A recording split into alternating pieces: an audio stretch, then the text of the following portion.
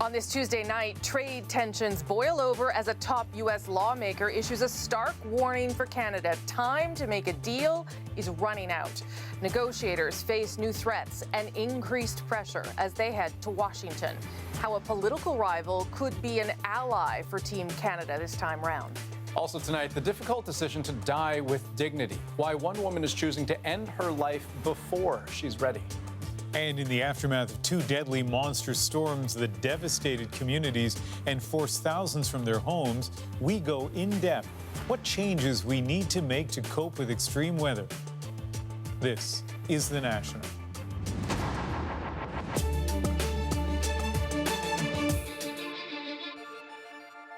On the eve of another round of NAFTA negotiations, Canada is facing an ultimatum. Get a deal done quick or be cut out completely. Patience with the Trudeau government is clearly wearing thin with some. So how is Ottawa responding? Our Katie Simpson is once again traveling with the Canadian negotiating team to Washington.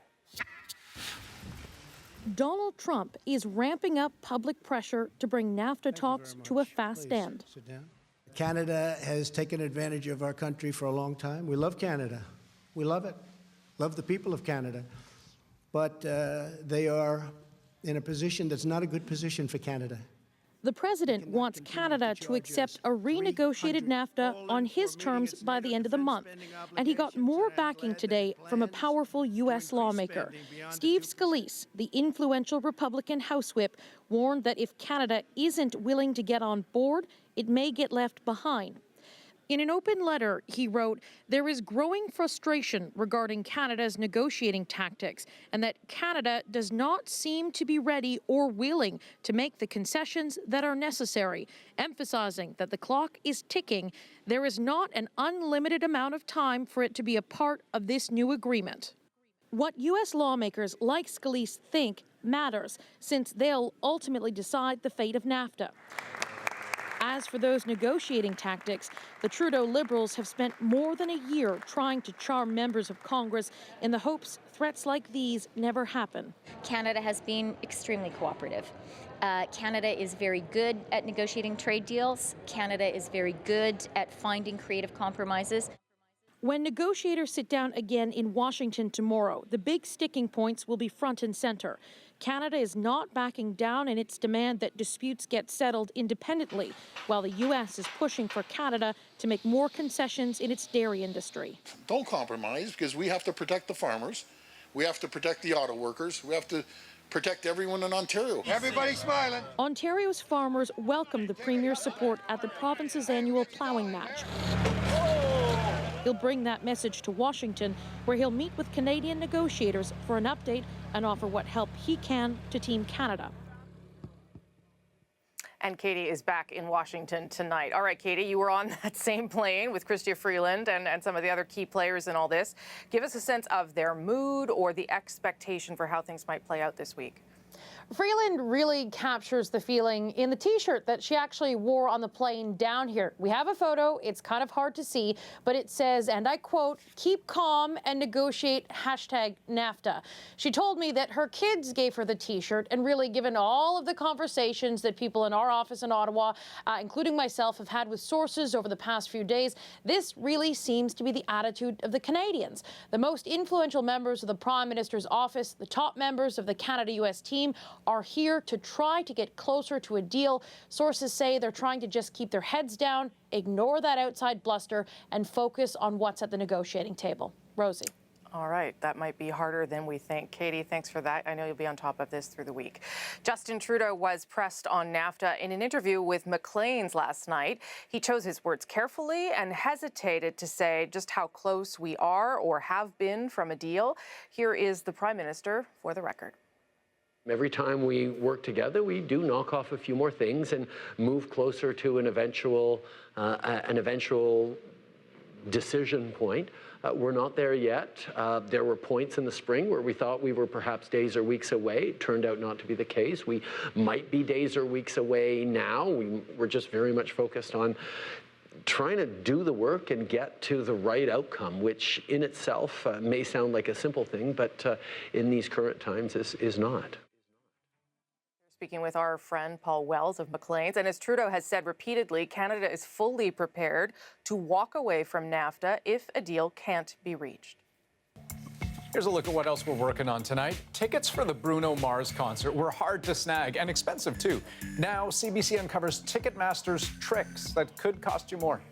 And new numbers tonight confirm Canada's opioid crisis is only getting worse. We'll talk to a family devastated by a deadly overdose about what more needs to be done.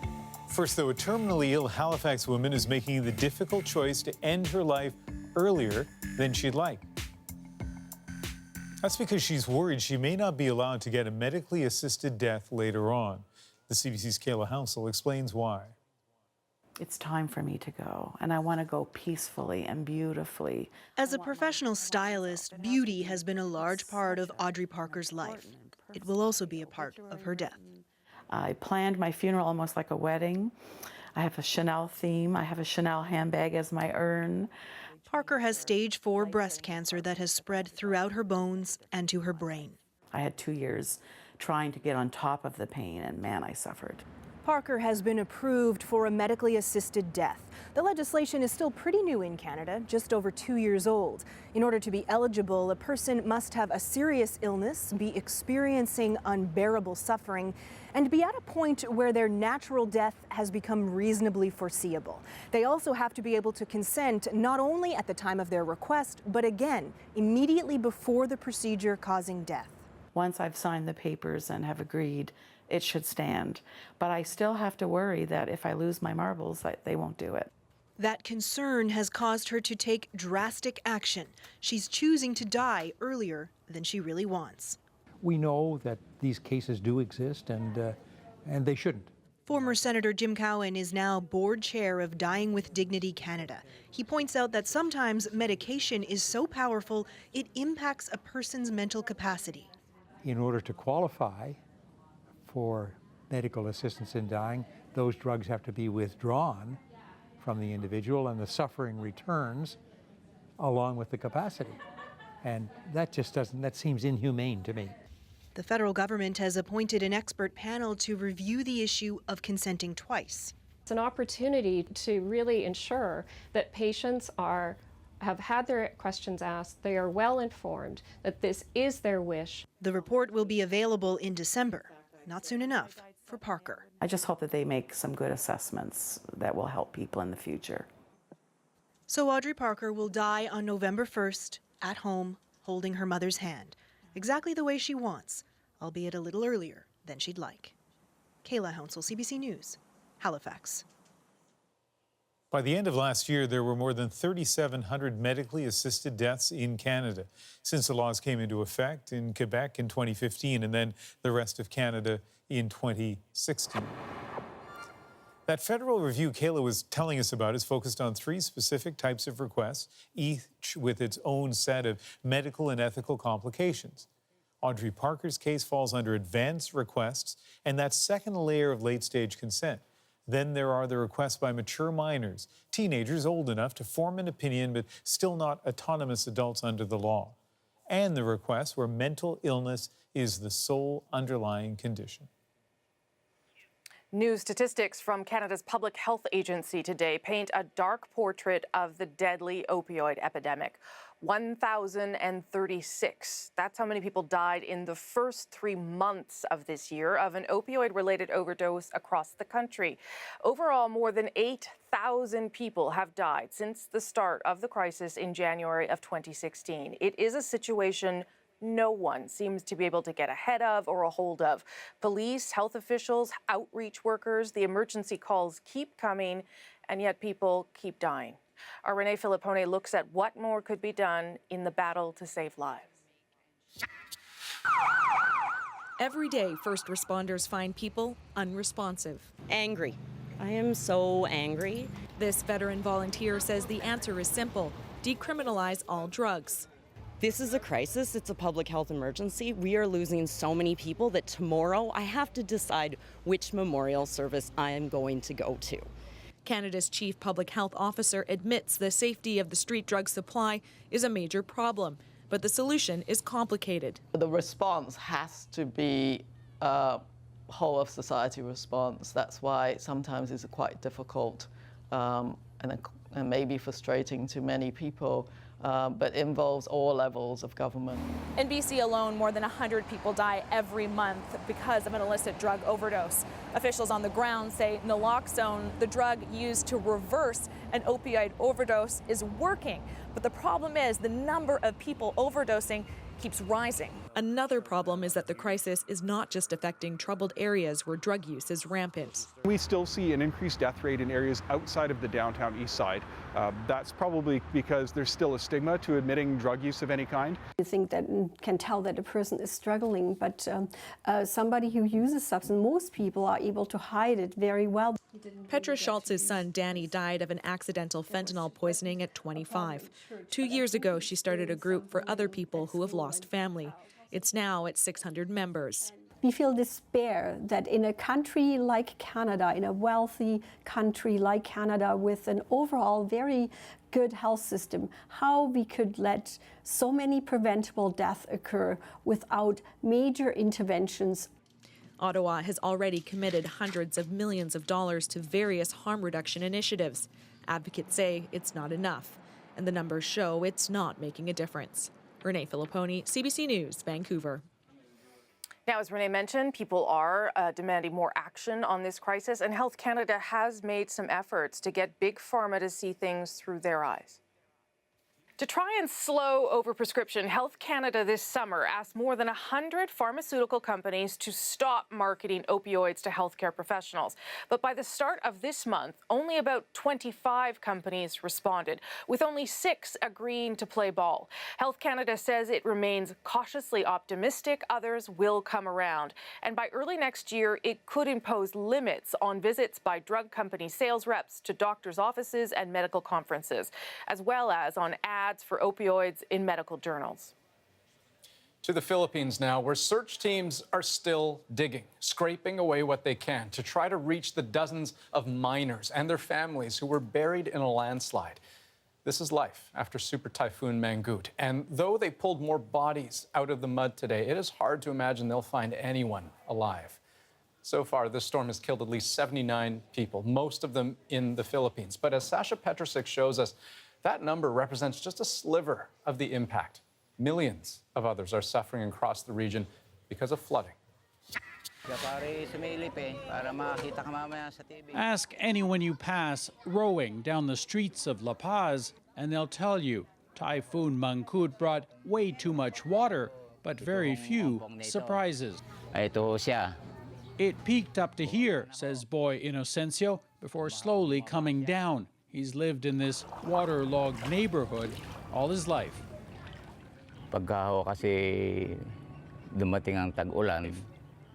With every typhoon season, the flooding gets worse, he says, either because of the rain here or because they open the dams upstream and drown us. They say reservoir walls weren't strong enough to hold all the water brought by Typhoon Mangkhut. 3 days after the storm, they're just starting to mop up at Our Lady of Peace Church. Up to here. The water was above seat level on the pews until yesterday. Dapat ay takbuhan ng mga tao. When there's a disaster, people are supposed to run to a church for comfort, says Church Secretary Eduardo Marquez. Here, they all run away because it's not safe. Indeed, this is the La Paz town square, and it's been getting wetter and wetter with every passing typhoon, and many of them do pass through here every single year. In La Paz, Mangkhut is an inconvenience. In the rest of the region, it's become a real emergency. In the far north of the Philippines, raging waters swept away trees and roads, and a new video has emerged of a man in the middle of it all. He was later rescued, but high water elsewhere left several others dead. Flooding was also widespread in Hong Kong and across southern China, where 2.5 million people who were moved further inland for safety are starting to return. But what they'll find is their cities overwhelmed by the King of Storms, as this was called. It's the kind of inundation people in La Paz are getting ready for as the water keeps rising with every typhoon. Sasha Petrusik, CBC News, La Paz in the Philippines. Now let's take it to the Atlantic coast of the U.S. and the aftermath of Florence. The skies may be sunny, but on the ground, there is hardship everywhere. Currently, there are 16 rivers at major flood stage.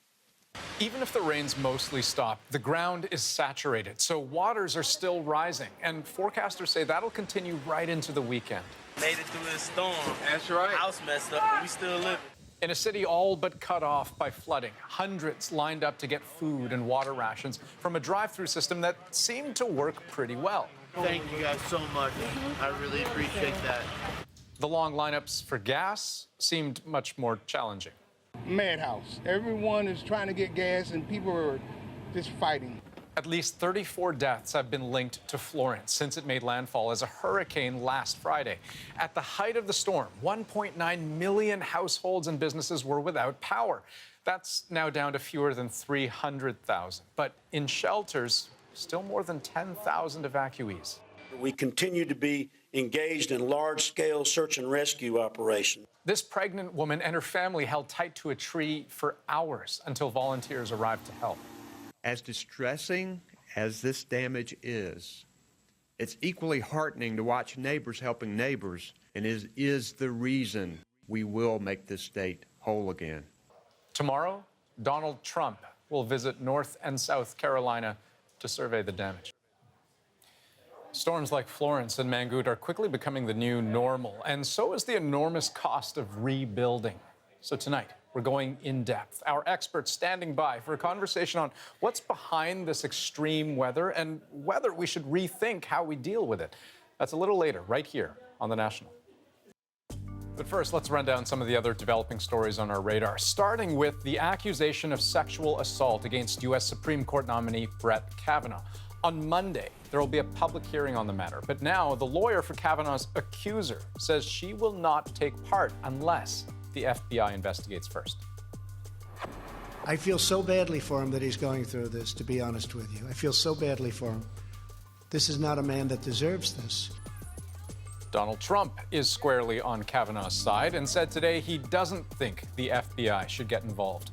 The allegation itself goes back more than 30 years, but the details only became public over the weekend after the accuser, Christine Blasey Ford, spoke to the Washington Post.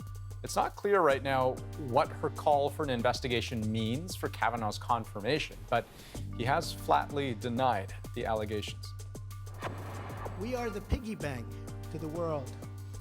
We've been ripped off by China. I want to protect the American worker, the American farmer, the ranchers, the companies. More threats from Washington amid an escalating trade war with China.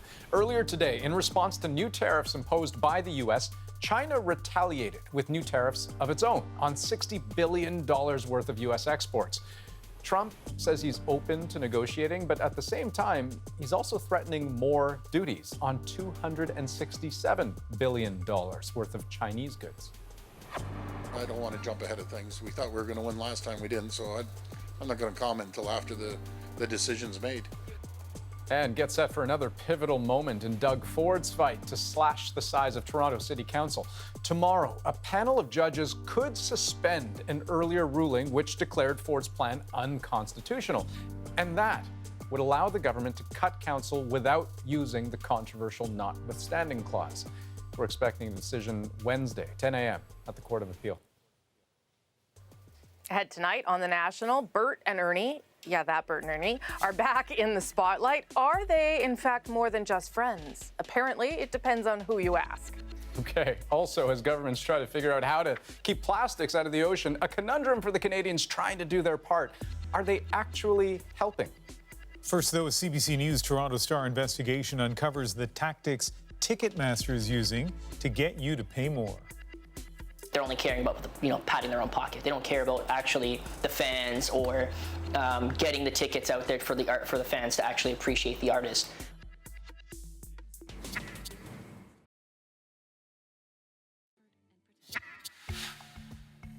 Ticketmaster is the world's biggest box office company, and it raked in more than $2 billion last year. But ticket buyers might raise an eyebrow at some of the practices that make it so darn profitable. As part of a joint investigation by CBC News and the Toronto Star, the CBC's Dave Seglins tracked tickets to a major upcoming event. And here's what he found. 24-karat magic in the air. Bruno Mars, one of the world's hottest tickets. Embrace the Bruno. If anyone would want to go to Bruno's only Canadian concerts this weekend in Toronto, it's AJ Saunier, a Bruno Mars impersonator, but he's been shut out. The tickets are very scarce. I've been looking every few days or so to see if I can try to land a ticket. When they went on sale in February, seats appeared to sell out in minutes, leaving legions of fans furious. Absolutely disgusted by Ticketmaster after today's experience, wrote one fan on Facebook. Ticketmaster makes me sick, wrote another. CBC tracked seats for Saturday's show over many months and found when the box office opened, not all tickets were put on sale. Hundreds of seats were released hours and then months later. And at the same time, they jack up prices on some of the best tickets. This lawyer is already involved in a lawsuit against Ticketmaster over pricing. He reviewed our findings. You're making it impossible for the public to make informed and fair decisions. They artificially create the demand, and they benefit by this artificial creation of demand. Our Bruno Mars investigation also found that of 17,300 seats for Saturday's show, 4,500 wound up in the hands of scalpers, posted back on Ticketmaster's main website as verified resale tickets. So that means that Ticketmaster collected fees on both the initial sale and again when they were scalped, taking a double-dip cut on the same tickets. Now, Ticketmaster won't talk about the Bruno Mars concert and declined repeated requests for an interview. In a statement, a spokesperson wrote, "We do not own the tickets sold on our platform, nor do we have any control over ticket pricing, either in the initial sale or the resale. In both cases, prices are set by the seller." But the seller in this case, Bruno Mars, and the arena won't comment either. They're only caring about padding their own pocket. They don't care about actually the fans or getting the tickets out there for the fans to actually appreciate the artist. Leaving fans like AJ on the outside, looking in. Dave Seglin, CBC News, Toronto. We'll have more on Dave's investigation tomorrow night. He'll take us undercover at Caesar's Palace as ticket resellers from around the world gather at a conference. Take a little look. We decided to investigate. We got inside the scalper conference with an official news team, but also we went undercover. No longer Dave Seglins of CBC, but posing as a small-time ticket broker from Toronto, David Jeffrey of DGS Promotions. Watch for that story tomorrow night here on The National. And ahead on tonight's show, thousands around the world still coping with storm damage. So up next, we're going to go in depth on extreme weather. If this is the new normal, is it time to change how we normally prepare? We'll tackle that up next on The National.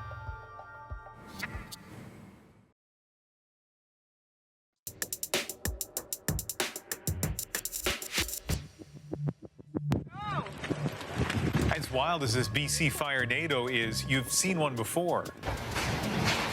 And you've seen the kind of punishing winds Typhoon Mangkhut dealt to the Philippines and China, as well as the deluge Hurricane Florence brought to North Carolina. These extreme weather events happen so often, they're described as a new normal, but we're slowly starting to measure what that normal means. Take last year's forest fire season in BC. One estimate found that in the Lower Mainland, hospital visits and emergency calls for heat and smoke-related problems were up 20 to 50% compared to a decade ago. If that doesn't take your breath away, your future insurance bill might. The cost of protecting against catastrophic fires and floods is also up. For more than 3 decades, property and casualty losses averaged just over $400 million a year. But since 2009, it shot up to $1.8 billion. This isn't a costly future, it's an expensive right now. So tonight we're asking, how do we live with extreme weather? So lots to unpack here, and to help us with that in Toronto, Blair Feltmate, a professor from the Faculty of Environment at the University of Waterloo, and in Vancouver, our CBC News meteorologist, Johanna Wagstaff. And Joe, let me start with you. You know the question, it comes up all the time, particularly in the last few months. This extreme weather, to what extent is it the result of climate change? Well, Ian, you're right. I do get this question all the time as a meteorologist. And for many years, my answer was that we can't connect one extreme weather event to climate change. But recently, I've changed my answer to just yes. Every single extreme weather event is connected to a warming climate, because as our baseline shifts up, as that changes and shifts our seasons, as we see longer and hotter summers, we see more moisture being held in our atmosphere, we see higher water levels, that means every single event is being amplified by climate change. And so, Blair, that's an interesting shift for Johanna and her analysis. What about for you?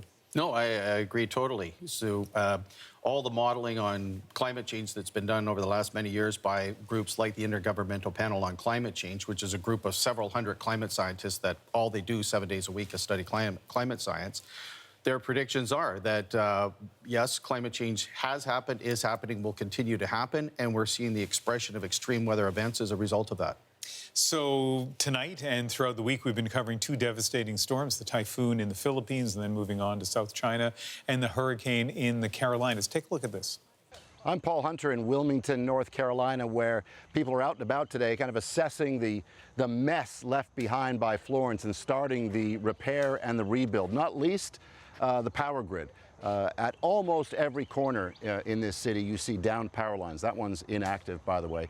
On top of what we've been talking about for days now, which is the toppled trees, which brought down the power lines, which knocked out the power for so much of this city, and the rebuild in many places. You're seeing a lot of this today. Workers finally out because there's a break in the weather again to start the repair and the rebuild of so many structures damaged, if not destroyed, by Florence. In a sense, now the hard part begins.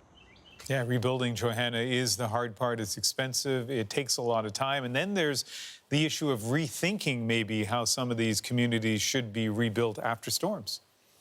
It's true, and I'm always surprised talking to city planners, people who make decisions about building codes, engineers, that this is a question that people are thinking about now. Climate change and climate change models are coming, up in conversation when talking about how to move our cities forward. But the big question is, are we willing to invest in these changes now? We're talking dramatic and drastic changes to our cities, especially coastal cities, in a short amount of time, and that's going to take a lot of money. So yes, we're thinking about it, but the question is, will these changes happen too late? And Blair, the rebuilding, especially rebuilding differently, is something I know you've taken a close look at. What are you seeing?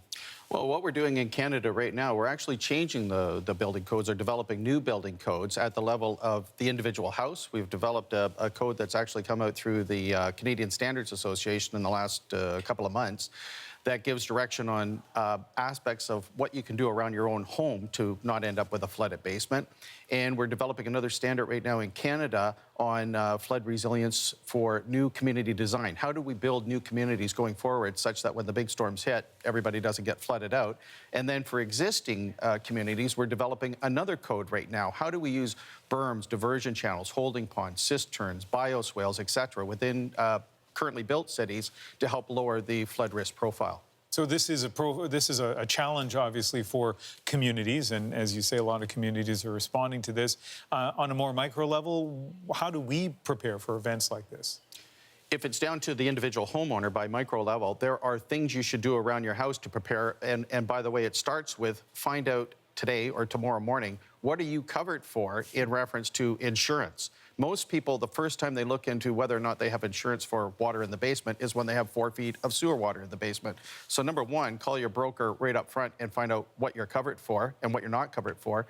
But even around your house, there are simple things as simple as disconnecting the downspout from the eaves trough system. If it goes into the ground, into the weeping tile system, cut that off, put an elbow on direct water 3 meters away from the foundation. Put plastic covers over window wells to make it such when the big storms hit, the water doesn't fill the window well and fill your basement. And if you have a sub pump, make sure you have battery backup supply for your sub pump, because the time you need the sub pump is when the big storms hit, and that's when the electricity goes out. Johanna, you spent so much time over the last few years talking about these big weather events as they're happening, after they happen. What's your sense in terms of how well prepared we are? Well, Blair brought up a good point. I think as individuals, we have a responsibility to figure out what extreme weather we're most vulnerable to, because that's different for every part of Canada. But I think that on a bigger scale, we have a problem when it comes to preparing for the future when it comes to climate change, because the concept of new normal is changing. And I'm sort of pleased to hear media and people use this term new normal in the past couple of years when we're talking about climate change, but in a way that that term doesn't really work, because the extremes that we're seeing now might be our new normals down the road, but that means we're going to have much more extremes. So the new normals are shifting. We haven't reached an equilibrium yet, and we're not even sure what that new equilibrium looks like. We just know that it's going to actually be far more extreme than what we're seeing now. And, you know, I wonder at what point fatigue may set in for people who are consuming news, right? Because right now we can talk about this is going to be the storm of the century. These flood projections are the worst that this place has seen in a long time. What if it's no worse than it was 2 years ago, but 2 years ago was really bad? But anyway, we're seeing lots of big weather events. And Blair, what have we learned from these past events? Well, one of the things we're learning now with repeated flooding is the #1 cost in Canada, by the way, due to climate change, is that the magnitude of the storms is increasing, and we're learning that the weather of the past is not a predictor of the weather of the future. So if someone's lived in a particular area and said, I've lived here for 30 years and I've never seen any real threat of flooding and so forth, and then all of a sudden they're flooded out, that's because the actual dynamic of the system has changed. We've changed the chemistry of the atmosphere through the burning of fossil fuels, and now we're getting different weather regimes as a result of that. And by the way, we're not going backwards on climate change. Climate change is irreversible. It's here to stay. So we can slow down the rate of change, but we can't stop it. Last words to each of you. Johanna, first of all, I know, you're a public figure. A lot of people engage with you online and in person. And you've heard, I think, a bit of a shift when it comes to interactions and people making reference to climate change.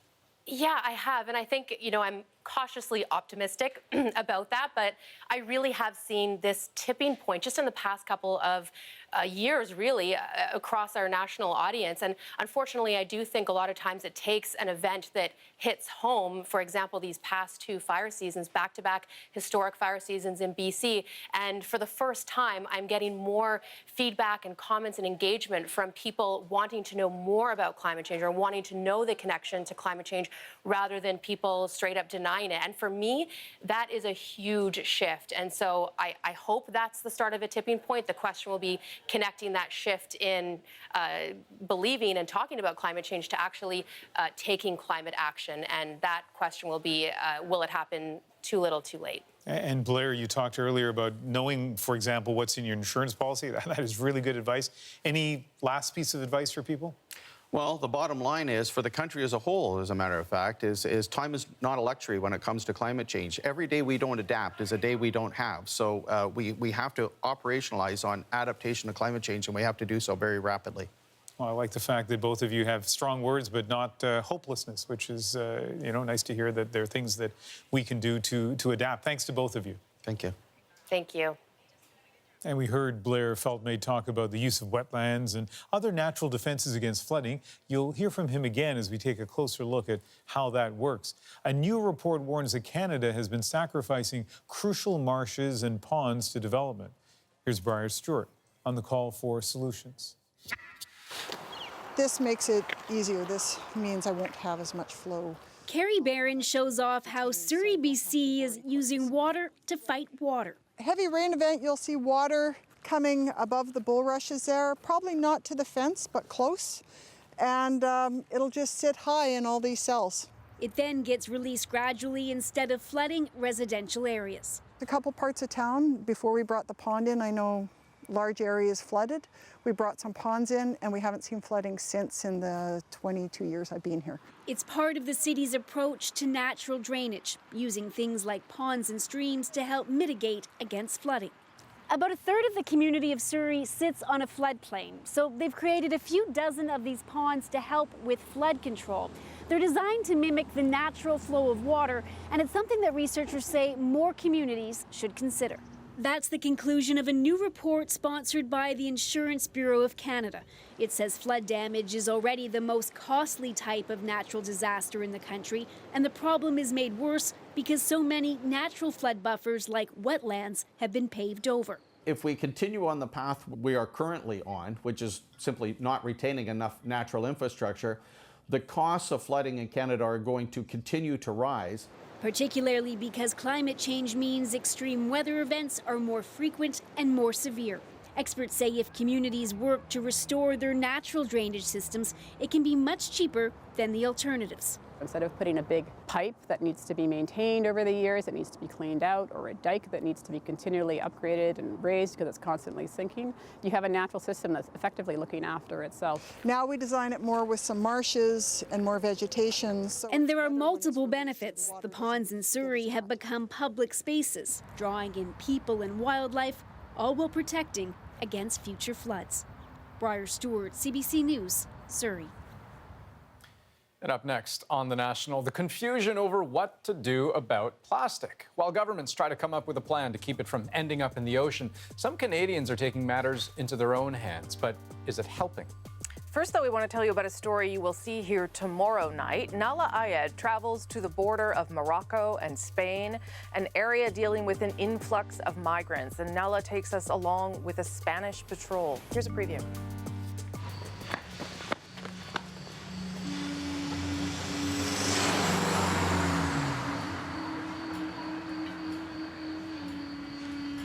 It is only when Melia's annual fair is over that these kids come looking for a ride.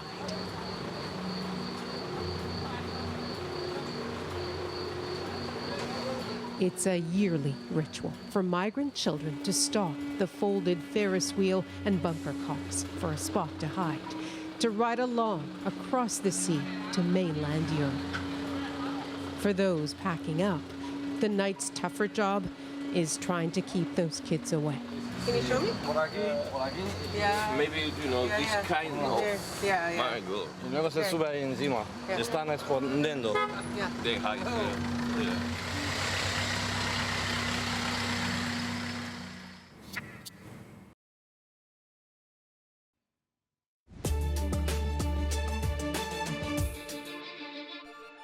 He is a Canadian citizen, and we have assured his family that Canada is here to support him.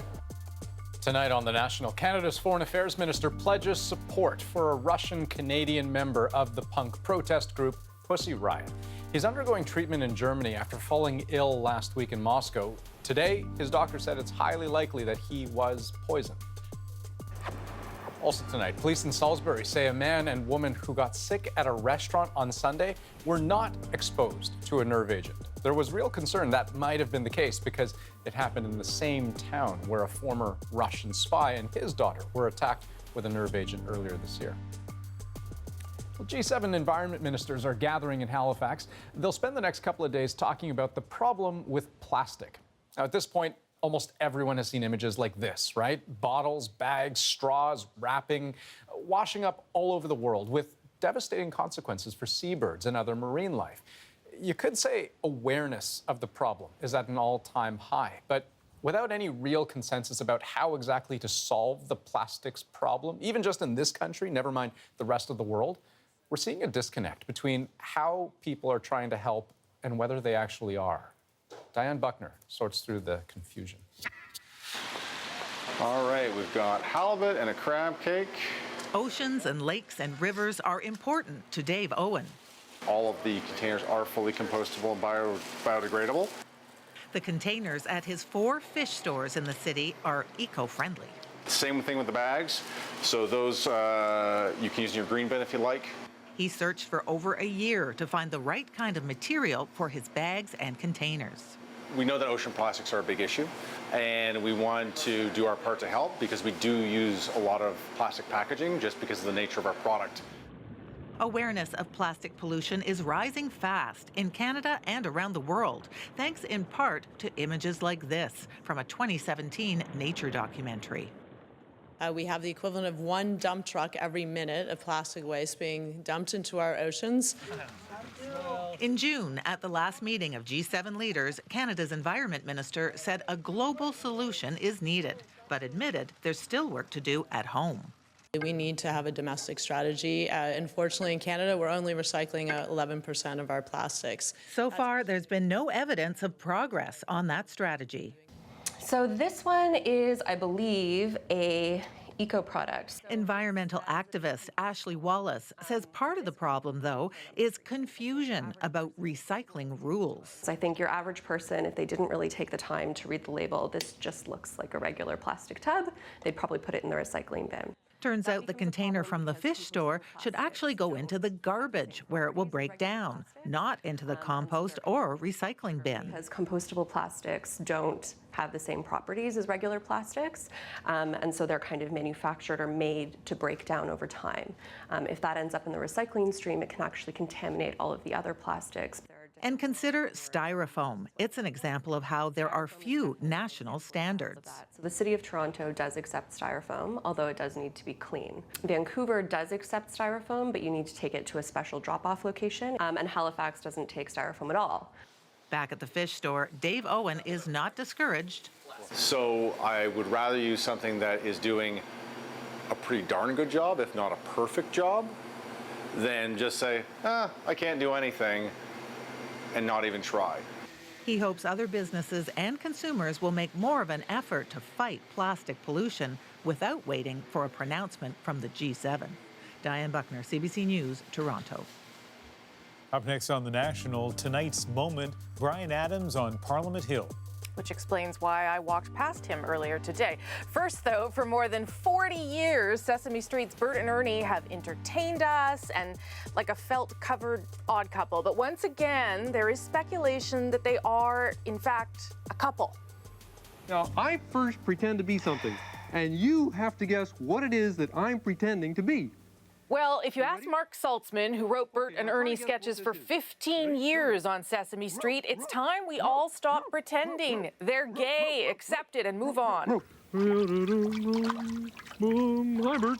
In a recent interview, Saltzman admitted that he always wrote them as a loving gay couple, based partly on his own relationship with his same-sex partner, Arnie. Not that speculation hasn't come up before, including on this network. Some think those double beds should be pushed together. Some even suggest they should move up here to Canada so their love can be legally recognized.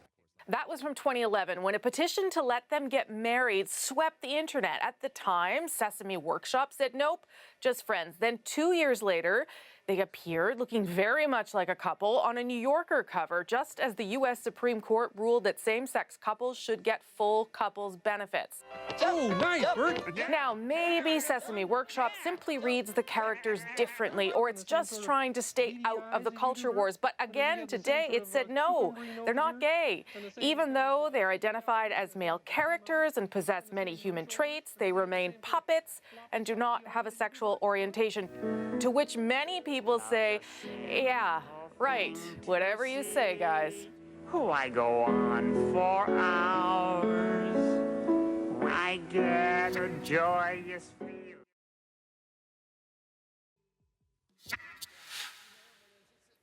An unusual guest today at a parliamentary committee, Canadian singer, songwriter, photographer too, Bryan Adams.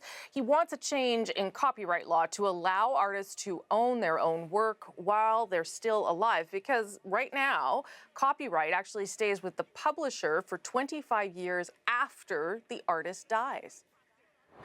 You have to be grateful for the opportunity in the beginning that you can pay your rent, that you can get to the point where you are in control of what you're doing. But at that point, you need to be able to take over and let your artistry do the talking.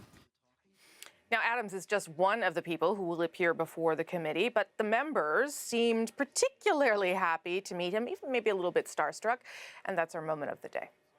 Mr. Adams, congratulations on your wonderful, beautiful music career. Thank let me indulge, I'll still say you were the best rock concert I've ever seen. That's MP Wayne Long from New Brunswick, recalling a performance he saw in St. John. It still gives me shivers. Félicitations pour votre carrière. Quebec MP Pierre Breton called Adams' success, quote, a feather in Canada's cap. Safe to say he's a fan. J'avais 19 ans. And MP Stephen Blaney reminisced about a concert in the 80s when Summer of '69 became a smash hit. The fanfare followed him outside as MPs clamored to shake his hand and snap selfies. I missed you in Europe when I was a young boy in Germany. Reporters jostled a little for position and a chance to get a question in. Adams seemed pretty willing to play along. Merci, Inch'Allah. Plaisir. Okay, au revoir. Thank you.